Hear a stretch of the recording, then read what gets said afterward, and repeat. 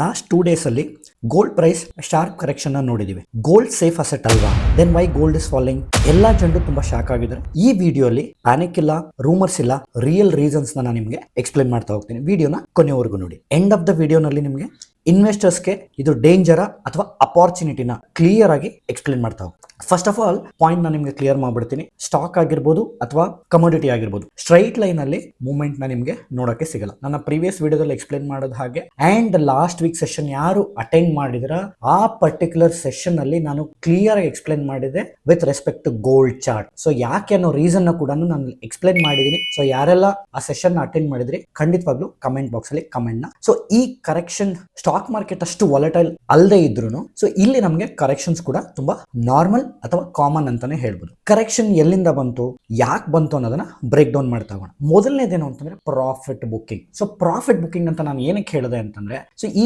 Chart ನ ನೋಡಿ ನಿಮಗೆ ಅರ್ಥ ಆಗುತ್ತೆ. ಈ ಪರ್ಟಿಕ್ಯುಲರ್ ಚಾರ್ಟ್ ಅಲ್ಲಿ ನೀವು ನೋಡ್ತಾ ಹೋದ್ರೆ ಗೋಲ್ಡ್ ಪ್ರೈಸ್ ಎಲ್ಲಿ, ನಾನು ಹೈಯರ್ ಟೈಮ್ ಫ್ರೇಮ್ ಗೆ ಸ್ವಿಚ್ ಮಾಡ್ತೀನಿ. ವೀಕ್ಲಿ ಅಥವಾ ಮಂತ್ಲಿ ಚಾರ್ಟ್ ಗೆ ನಾನು ಸ್ವಿಚ್ ಮಾಡಿದ್ರೆ ಸೊ 2022 ಅಥವಾ 23 ಇಂದ ನೀವು ನೋಡ್ತಾ ಹೋದ್ರು ಎಲ್ಲಿತ್ತು ಗೋಲ್ಡ್, 50,000 ಹತ್ತತ್ರ ಇರ್ತಕ್ಕಂಥ ಗೋಲ್ಡ್ ನೀವು ಹೈನ ನೋಡಿದ್ರೆ 1,80,779. ಸೊ ಹತ್ತತ್ರ 1,80,800 ಹತ್ತತ್ರ ಹೋಗಿದೆ. So you can imagine the percentage of return. So continuous ಆಗಿ ಗೋಲ್ಡ್ ಮೇಲ್ಗಡೆ ಹೋಗಿರೋದ್ರಿಂದ ಪ್ರಾಫಿಟ್ ಬುಕ್ಕಿಂಗ್ ಆಗಿದೆ. ರಿಟೇಲ್ ಇನ್ವೆಸ್ಟರ್ಸ್ ಏನ್ ಮಾಡ್ತಾರೆ ಅಂದ್ರೆ ಫಿಯರ್ ಅಲ್ಲಿ ಬೈನ ಮಾಡ್ತಾರೆ. ಪ್ರೊಫೆಷನಲ್ ಇನ್ವೆಸ್ಟರ್ಸ್ ಅಥವಾ ಇನ್ಸ್ಟಿಟ್ಯೂಷನ್ಸ್ ಏನ್ ಮಾಡ್ತಾರೆ ಅಥವಾ ಪ್ರೋ ಟ್ರೇಡರ್ಸ್ ಏನ್ ಮಾಡ್ತಾರೆ ಅಂದ್ರೆ by on fear, book profits on strength. So ಇಲ್ಲಿ ಒಂದು ಒಳ್ಳೆ ಸ್ಟ್ರೆಂತ್ ನೋಡಕ್ ಸಿಕ್ತು, ಹಾಗಾಗಿ ಇಲ್ಲಿ ಪ್ರಾಫಿಟ್ ಬುಕ್ಕಿಂಗ್ ಆಗಿದೆ. ಬಟ್ ಇಲ್ಲಿ ಆಸ್ ಅ ರಿಟೇಲ್ ಟ್ರೇಡರ್ಸ್ ನಾವೇನ್ ಮಾಡ್ತೀವಿ, ಈ ದೊಡ್ಡ ದೊಡ್ಡ ಕ್ಯಾಂಡಲ್ಸ್ ನ ನೋಡ್ಬಿಟ್ಟು ಡೈಲಿ ಟೈಮ್ ಫ್ರೇಮ್ ಆಗಿರ್ಬೋದು ಅಥವಾ ವೀಕ್ಲಿ ಟೈಮ್ ಫ್ರೇಮ್ ಆಗಿರ್ಬೋದು, ಈ ತರನಾಗಿರ್ತಕ್ಕಂಥ ಬಿಗ್ ಕ್ಯಾಂಡಲ್ ನ ನೋಡ್ಬಿಟ್ಟು ಎಂಟರ್ ಆಗ್ತೀವಿ. ಸೊ ಹೆಲ್ತಿ ಕರೆಕ್ಷನ್ ತುಂಬಾ ಇಂಪಾರ್ಟೆಂಟ್ ಆಗುತ್ತೆ. ಯಾವುದೇ ಸ್ಟಾಕ್ ಆಗಿರ್ಬೋದು, ಕಮೋಡಿಟಿ ಆಗಿರ್ಬೋದು, ನೆಕ್ಸ್ಟ್ ಸ್ಟ್ರಾಂಗ್ ಮೂವ್ಗೆ. ಸೆಕೆಂಡ್ ರೀಸನ್ ಏನು ಅಂತಂದ್ರೆ US ಡಾಲರ್ ಅಲ್ಲಿ ಸ್ಟ್ರೆಂತ್ ನೋಡಕ್ಕೆ ನಮಗೆ ಸಿಕ್ಕಿದೆ. ಸೊ ಗೋಲ್ಡ್ ಮತ್ತೆ ಡಾಲರ್ ಎರಡು ಏನಾಗುತ್ತೆ ಅಂದ್ರೆ ಅಪೋಸಿಟ್ ಡೈರೆಕ್ಷನ್ ಅಲ್ಲಿ. ಸೊ ನಮ್ಮ ಸ್ಟಾಕ್ ಅಲ್ಲಿ ಹೇಳೋದಾದ್ರೆ ಇನ್ಫೋಸಿಸ್ ಮತ್ತೆ state bank of India. So ಇದು ಒಂದು ಪೇರ್ ಟ್ರೇಡಿಂಗ್ ಅಂತಾನೂ ಕರಿಬಹುದು. ತುಂಬಾ ಹಿಂದೆ ನಾನು ಇದನ್ನ ಫಾಲೋ ಮಾಡ್ತಾ ಇದ್ದೆ. ಫಸ್ಟ್ ನಾನು ನಿಮ್ಗೆ ತೋರಿಸ್ಬಿಡ್ತೀನಿ.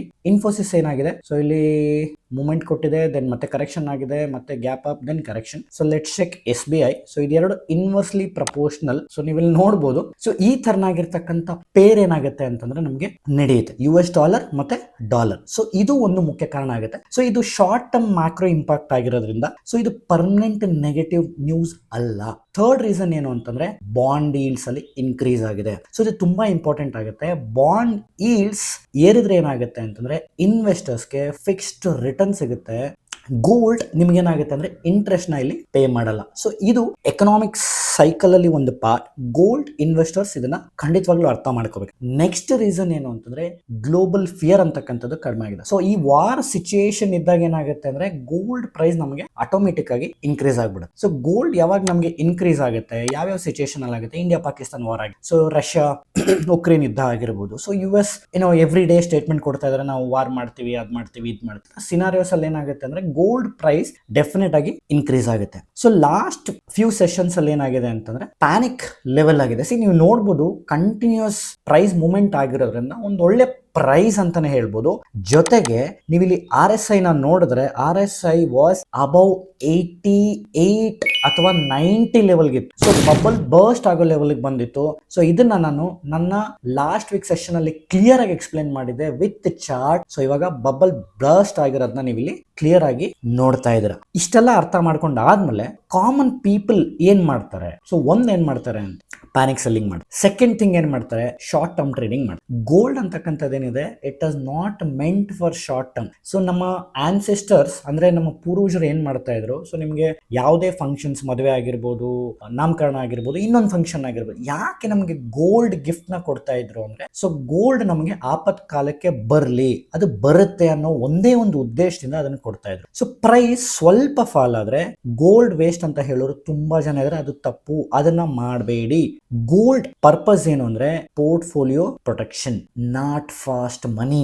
ಸೊ ಯಾವಾಗ್ಲೂ ನಮ್ಮ ಪೋರ್ಟ್ಫೋಲಿಯೋ ಡೈವರ್ಸಿಫೈಡ್ ಆಗಿರ್ಬೇಕು. ಸೊ ಇರೋ ಬರೋ ಎಲ್ಲಾ ದುಡ್ಡನ್ನ ತಗೊಂಬಂದು ಸ್ಟಾಕ್ ಮೇಲೆ ಹಾಕಕ್ ಹೋಗ್ಬೇಡಿ. ಸೊ ಸ್ಟಾಕ್ ಅಂತಂದ್ರೆ ಎಂಟರ್ ಸ್ಟಾಕ್ ಮಾರ್ಕೆಟ್ ಮೇಲೆ ಹಾಕಬೇಡಿ.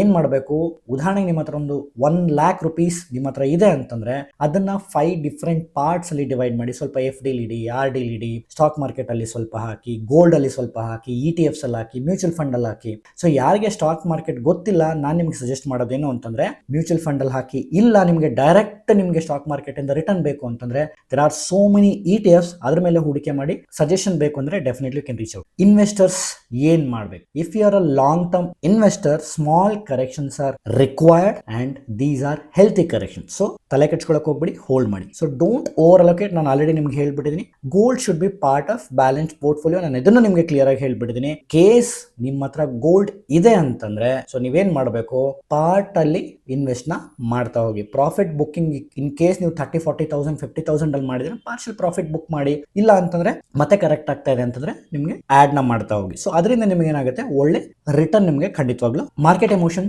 Short term, market emotions asset logic long term. Gold is correcting, not collapsing. So ಅದನ್ನ ತಲೆ ಇಟ್ಕೊಳ್ಳಿ. Gold is just correcting, it is not collapsing or it is not a crash. Invest with understanding, not with a fear. So ನೀವು invest ಮಾಡ್ತಿದ್ದೀರಾ ಅಂದ್ರೆ invest ಮಾಡ್ಕೊಳ್ಳೋಕೆ ಮುಂಚೆ ಅದ್ರ ಬಗ್ಗೆ ತಿಳ್ಕೊಳ್ಳಿ. ಸುಮ್ಮನೆ ಅನ್ನೆಸೆಸರಿ ಪ್ಯಾನಿಕ್ ಅಥವಾ ಭಯ ಪಟ್ಕೊಳ್ಳೋ ಅವಶ್ಯಕತೆ ಇಲ್ಲ. ನೀವು ಯಾಕೆ ಹೂಡಿಕೆ ಮಾಡಿದೀರಾ, ಯಾವ ಲೆವೆಲ್ ಹೂಡಿಕೆ ಮಾಡಿದೀರಾ, ಆ ಲೆವೆಲ್ ನ ಯಾಕೆ ಸೆಲೆಕ್ಟ್ ಮಾಡಿದಿರಾ ಅಂತ ಗೊತ್ತಾದ್ರೆ ತಲೆ ಕೆಡ್ಸ್ಕೊಳ್ಳೋ ಅವಶ್ಯಕತೆ ಇಲ್ಲ. ಈ ತರನಾಗಿರ್ತಕ್ಕಂಥ ಲಾಜಿಕಲ್ ಮಾರ್ಕೆಟ್ ಎಕ್ಸ್ಪ್ಲನೇಷನ್ ನಿಮ್ಗೆ ಬೇಕು ಅಂತಂದ್ರೆ ಮನಿ ಮಾರ್ಗನ ಇವಾಗಲೇ ಫಾಲೋ ಮಾಡಿ. ಮಾರ್ಕೆಟ್ಗೆ ಶಾರ್ಟ್ ಕಟ್ ಇಲ್ಲ, ಬಟ್ ಡೈರೆಕ್ಷನ್ ಮಾತ್ರ ಬೇಕಾಗುತ್ತೆ. ಅದಕ್ಕೋಸ್ಕರ ಮನಿ ಮಾರ್ಗಗೆ